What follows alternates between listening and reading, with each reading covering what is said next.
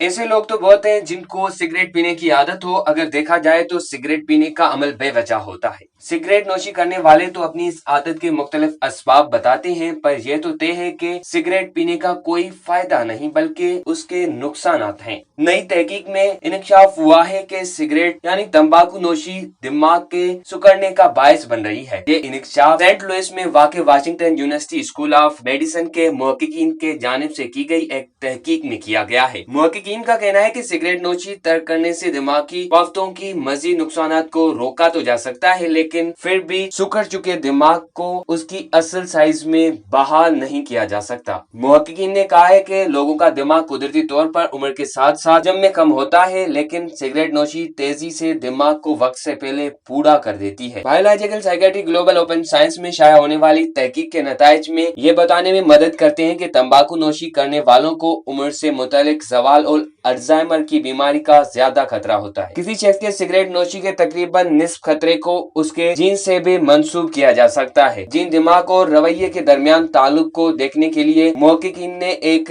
बड़े यूरोपीय biological medical database से डेटा लेकर इसका तजुर्बा किया। इस तजुर्बे में उन्होंने पाया कि तंबाकू नोशी और दिमाग के दरमियान ताल्लुक खुराक पर भी मुनहसर है। एक शख्स जितना ज्यादा तंबाकू नोशी करता है उसके दिमाग का हजम इतना ही कम होता है। जिन लोगों ने बरसों पहले सिगरेट नोशी छोड़ दी थी, इन लोगों के अदाद और शुमार का तजिया करते हुए मुहक्किकीन ने पाया कि उनका दिमाग उन लोगों के मुकाबले में मुस्तकिल तौर पर छोटा रहता है जिन्होंने कभी सिगरेट नोशी नहीं की थी।